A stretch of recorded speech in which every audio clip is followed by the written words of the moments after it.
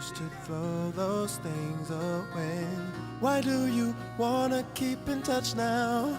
Your treatment. We know that intervention can make a difference. And can you imagine if you could identify kids less than 1 year old and intervene then, it really might make a difference. Oh, because I've always heard 3 years old. That's sort of like when the real symptoms are there. Why is it so hard in younger children? Right, Vanita, I think it's because of that. Many of us have a misconception that the signs of autism or autism spectrum disorders don't present till about 18 months or even age 2 or 3.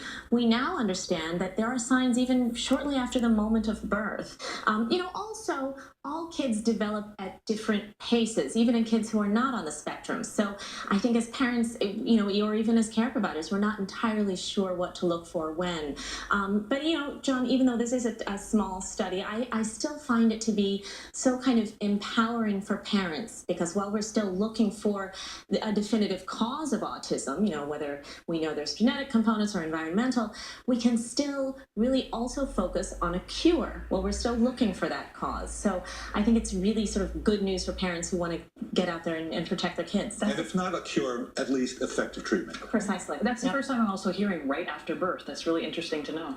All right, also this week, there is new concern about a link between certain sleep and anxiety drugs and Alzheimer's. Researchers in Canada found that seniors taking medications like Xanax and Valium for longer than 3 months had up to a 51% higher risk of dementia. So what medications are we talking about? Well, this is a class of drugs called benzodiazepines. They are primarily used for sleep and anxiety. You might know them by common names like Xanax or Klonopin, Ativan, Valium, and they're really, really common. There are more than 100 million prescriptions written for these drugs every single year, and a lot of those are to seniors or the elderly, who are actually the most likely to get complications. Is it just sleep and anxiety that these drugs are prescribed for? Well, they're used for a whole host of things, but I think in this case, when we're talking about dementia, remember there's a problem. People with dementia tend to have more anxiety and more problems with sleep. So it may just be that these medications are being prescribed after they start to have the symptoms of dementia. So you can't really say cause and effect, but I think, the take home here is that these are medications that can really affect the elderly. But researchers right now are saying this is of major importance for public health, which I think with so many people who are using these routinely, they wonder, are they safe? Well, I think this is yet another reminder that medications have side effects, and there are risks and there are benefits. You have to take a deep breath here and not so much talk about whether they're causing Alzheimer's, because I do not think that this study showed that. But I think it's a reminder that they are active pharmacologically. They can cause problems with memory, problems with gait, and ataxia, meaning that you have loss of balance. So if you have an increased risk of fall in the elderly, that can be a big deal. A broken hip can end up being fatal. So I think it's just another reminder, if you have to use medications like this, they can be effective, but use them in the smallest possible dose for the shortest possible period. I always know it's really good information when you're both nodding at once. It's almost nodding. As long as we're not nodding off. Well, there's also some new advice from the CDC on your kids' diet. Cut back on the salt. The government says 90% of school-age kids eat too much sodium. They consume on average more than 3,200 milligrams a day, far more than the recommended 2,300. The agency says that is setting them up for a lifetime of health risks like hypertension and stroke. 40% of the sodium in a kid's diet comes from 10 foods they love to eat, like pizza, sandwiches, and chicken nuggets. School cafeteria food is only part of the problem. An estimated 1 in 6 American children already has high blood pressure.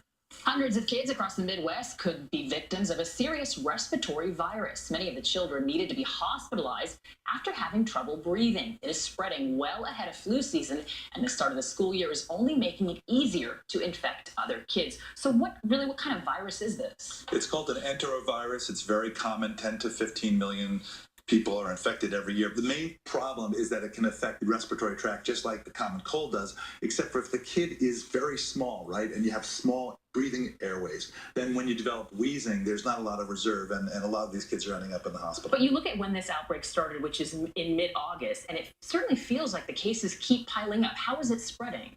It's spreading like the common cold, so through the air, but also on surfaces. And of course, kids are always touching each other and adults even do it, but putting their hands above the neck, in the mouth, in the face. So you try to keep your hands down, wash your hands well. We talked about when you wash your hands, singing happy birthday twice and doing all that stuff. But look, at the end of the day, it's very tough to have kids not spread things to each other. That's what they do.